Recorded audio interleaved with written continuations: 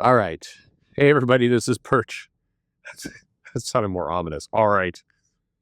Anyway, let's get to this mail. Boy, it's all sounding very grim. Dear Darth Perchius, nice. It looks like there will not be a free comic book day in 2026. But it turns out this is because Lunar Universal Distribution, which acquired the free comic day branding, hasn't figured out what to do with it. So far, it looks like a few smaller press publishers plus Titan will run a first Saturday in May freebie event, while Penguin Random House is doing a separate set of comics free for all titles, although it remains to be seen who's paying in that branding or who's playing in that branding. Who's paying in that branding will be the comic shop, but who's playing? Well, I mean, if it's Penguin Random House, it'll be the titles underneath their control. You'll see, Marvel, DC, Image go along, and really for a free comic book day, it's all you need. Really the benefit that the smaller publishers get on that particular day is that you have bigger companies, bigger titles doing kind of marketing pushes for their big events and big things they're doing. And so the independent comics get a boost by, in that one moment, having some free copies side by side with some of those books. That's one of the biggest benefits, honestly, that comes out of it.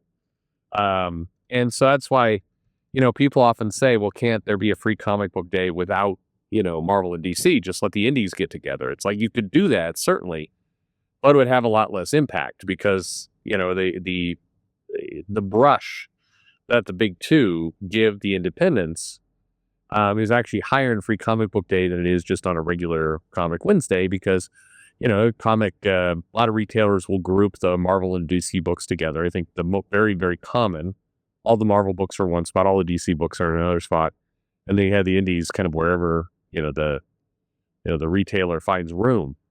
Some do the full alphabetical thing, but most do the by company grouping. And the challenge with that is it's very easy to miss the indie books because there's just so much on the wall. But in free comic book day, you don't have, it's one of those weird days where you don't have 50 Marvel books out that week. You have one, maybe two. And so it levels the playing field in a lot of ways, something that Marvel and DC have, picked up on. And it's one of the reasons why at times they question whether they should be involved in it because it kind of has a feeling like it benefits the independent competitors more than it necessarily helps them.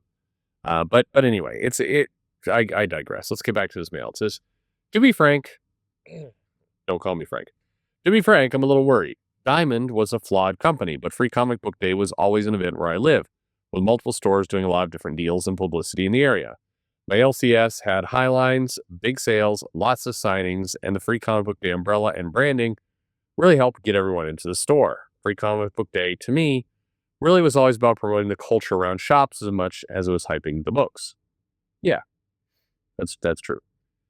And you're going to get into it in this mail, but as a bit of a commentary on that, and I'm curious what the rest of you think, you can comment below. A lot of shops, they're not great marketers. They don't really know how to promote. And in many cases, their hands are tied a little bit by what they can promote.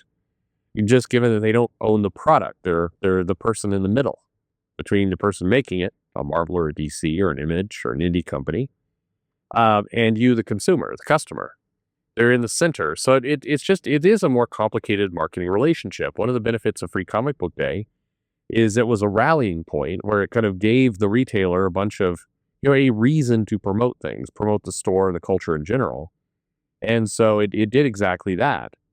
But it is a case where it's like handing these comic shop retailers almost like marketing in a bag, where they could, do more as a result.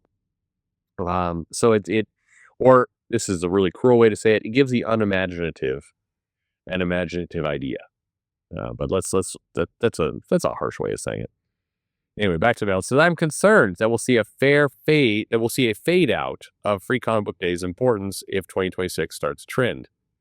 Consider what happened to Halloween Comic Fest. I am surprised that some people don't remember this. Saying hi to Drew at the Outspoken, my favorite Muppet in your comments. Nice. Halloween Comic Fest was the other Free Comic Book Day that Diamond ran. It never got as big, but it was a similar event with lots of free titles from Marvel and DC and others designed to get people into shops.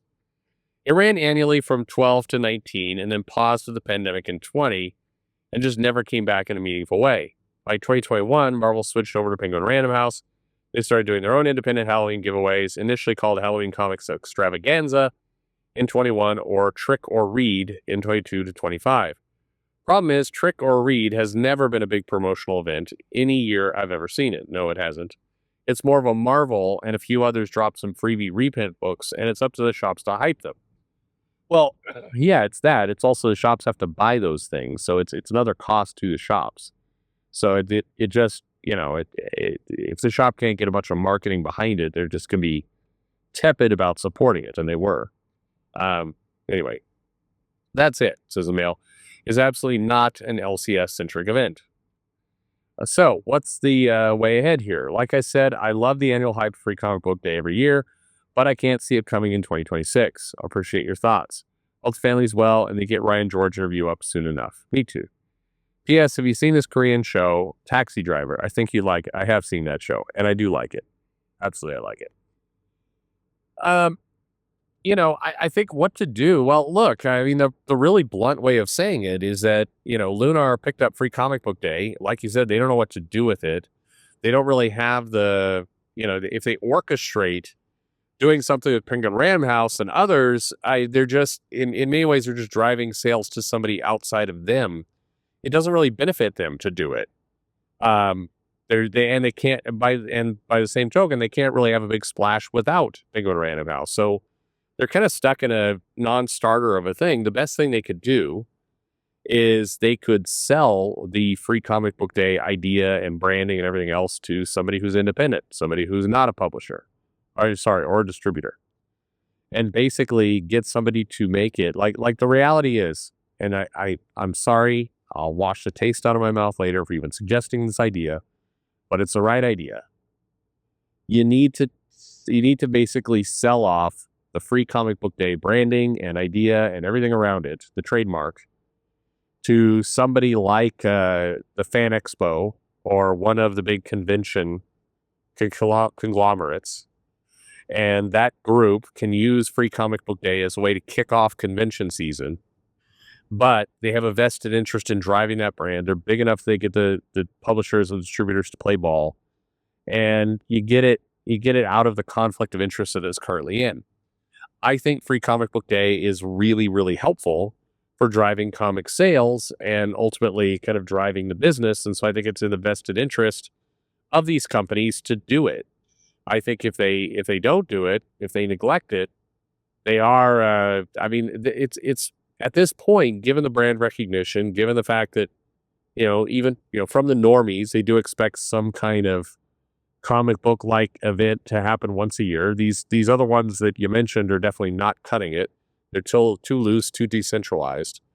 So get it to somebody who knows about marketing and events and promotion, and that's probably some of the con goers. Get it to San Diego Comic-Con, probably not them, but get it to New York Comic-Con or get it to like the Fan Expo, like I said, and get one of them to really hype it up as an event with some marketing behind it and some press and promotion and everything else.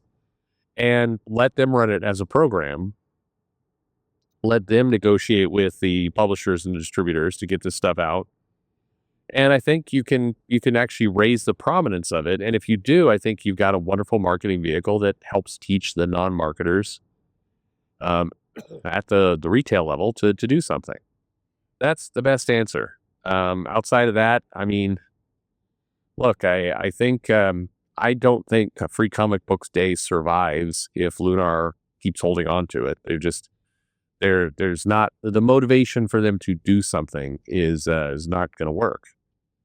By the way, I just went by a sign on the freeway that says, "Please welcome Santa," December 5th.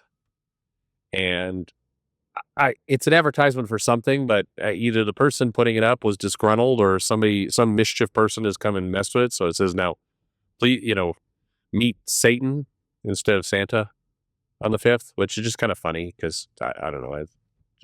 It's a funny little sign. These are things I see that I get to pass along to all of you.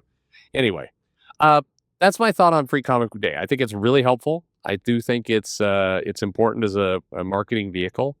I think it had dwindled in popularity. I've done videos in the past on it saying that it's becoming less and less of an important deal. So you need to get in the hands of somebody who can make it a big deal. and it can actually be a big kind of marketing push. Like I said, the convention owners have a vested interest in making this work, so they can turn it into actual profit for them, and they could potentially reduce some of the burdens of what it costs to shop. So that's what I think should happen. Anyway, what about you? You care about Free Comic Book Day? Would you be sad to see it go? How do you get it to survive? Let me know in the comments below. Like and subscribe, of course, and thanks for listening.